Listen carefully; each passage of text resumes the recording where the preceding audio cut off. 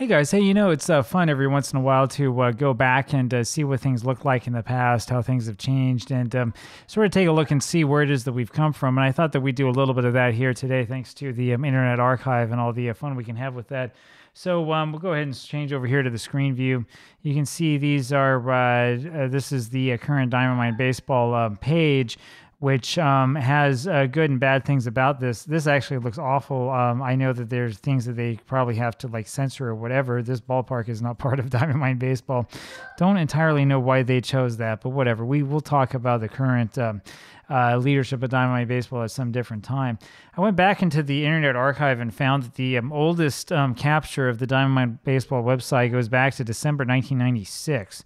Which is a long time ago, right? Remember that demo version that we saw, which was version 4 of the game, I think it was back from 1993 with the 92 season. So this is from 96, December 1996, and this is what the website looked like. I don't know if you guys remember much about the internet in the mid to late 90s. I actually do, and I know that this is what most websites look like. You'd have a little bit of graphics, but most things would be in text, right? Version 6.5, from what I can tell, is actually a DOS-only game, but you could run it, of course, on Windows 95. Remember, Windows 98 was not yet out, which is just incredible. So there's different things they were working with the Baseball Workshop. I wonder if this actually even leads to anything. We'll take a look and see. Yeah, look at this. Total Baseball Diary, formerly Balls and Strikes. So there were weekly columns written by the folks who later became Total Sports. Since October 1996, Diamond Mine has been publishing a column called Balls and Strikes. It was written by the Baseball Workshop. That material is also made available through an email newsletter called Total Baseball Diary, which is published by Total Sports. It's now owned by Total Sports.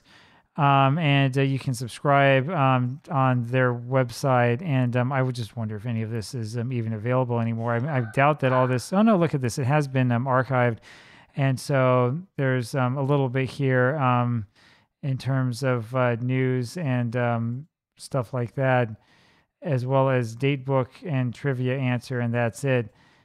Not exactly sort of like the grade sabermetric thing that we were kind of hoping to see, but it might be an interesting look back into the past. Anyway, that's kind of neither here nor there.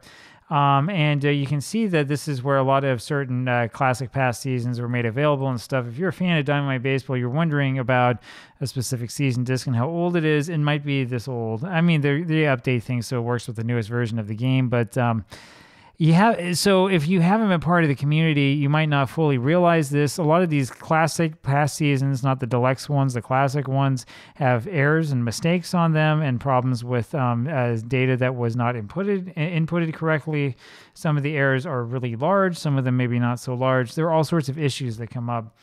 And this is also when the all-time greatest Steam Discs #2 came out. This is famous if you play the game because it comes for free with your game.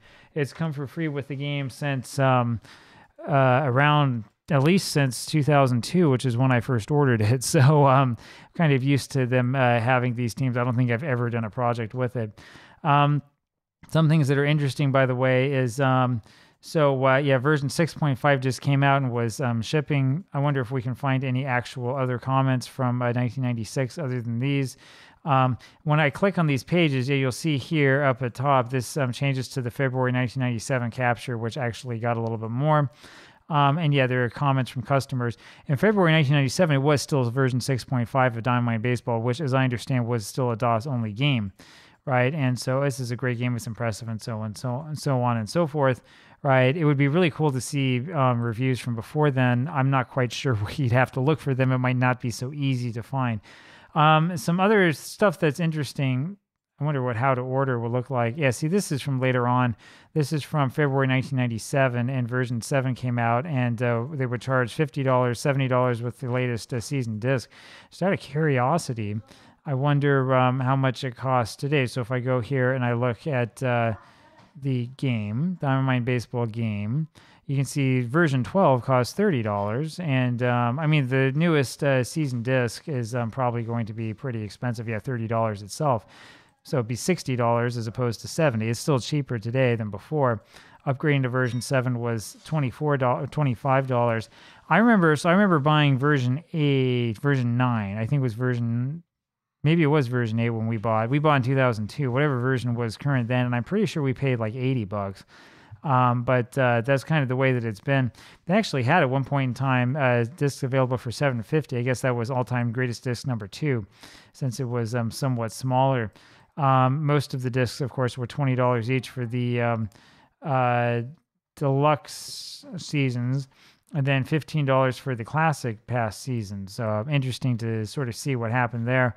And in terms of ordering, you could send them an email to their AOL address. Wow, that pretty much takes you back, along with your credit card number and your preferred disc size. So they would mail you a disc either 3.5 inches or 5 1/4 inches. Wow, shows you how long ago this was. And the game is still relatively the same. In fact, I think that the deluxe class seasons for 1986 and 1995 are the same today as they were back then. So buyer beware if you buy one of those seasons. I'm not sure if anything's been updated or not. Other things that are interesting to see, baseball research. So Tom Tippett was known for doing sabermetric research. And yeah, look at this. There are some of his old articles on here. So if you look at the current website, you go to Knowledge Base and Library, they continue to have Tom Tippett's research articles, and they look like they are just about the same. We'll go into these, I think, at a later date when we look closer at them. Things like the effect of artificial surface and all that stuff. Pretty interesting stuff you can find that he wrote about, interesting bits of analysis that he did and stuff like that. It might be interesting to go back and look at this, and it would especially be interesting to look and see if we could do similar studies using, like, RetroSheet baseball reference data to dig deep down into it. They also had a couple articles written by Dave Smith, who was of RetroSheet. And I do know that Tom Tippett did a lot of work with RetroSheet. In fact, it's obvious when you look at the game because that's where the box score structure comes from.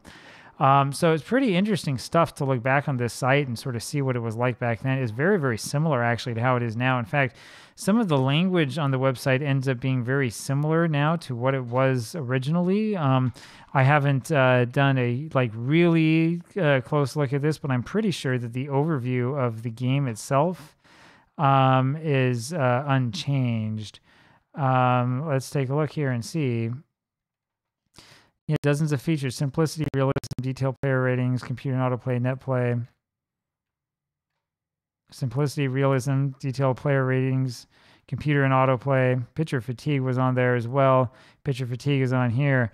I mean, it's not necessarily like that you want to necessarily change everything with new versions of the game and stuff. But what you can see on here is that the approach to how we're selling this game has not changed at all over time, right? Just look at this. Pitcher fatigue. Diamond Mine Baseball tracks your use of the pitching staff in each game and from game to game. It also tracks how many times a game a reliever has warmed up. A pitcher gradually loses effectiveness as he gets more and more tired. And then the current one, Diamond Mine Baseball tracks your use of the pitching staff in each game and from game to game. It also tracks how many times a game a reliever has warmed up. A pitcher gradually loses effectiveness as he gets more and more tired. So, again, like I said, I didn't want to do necessarily too much like a commentary on the way that the game is run today by current ownership. But I will tell you that it's probably not a good thing if I'm looking back at a website from 1996, which is 17 years ago, and I see that the language to advertise the game is exactly the same with no deviation at all, no change. Nobody thought of putting in, a screenshot, that's a little bit concerning, right? It's very concerning about the future of the game and the current state of the game. I would say that actually probably channels like this one are doing more advertising that is effective for Diamond Mine Baseball than anything else, and certainly anything that the game company's doing, right? That's a problem. So anyway, there you have it. I hope you enjoyed this look back at the past. Again, I kind of wish that we had more old information. I wish I had older versions of the game so we could compare them, but that's the way that it is. And I'll talk to you again tomorrow. I'll talk to you then. Bye.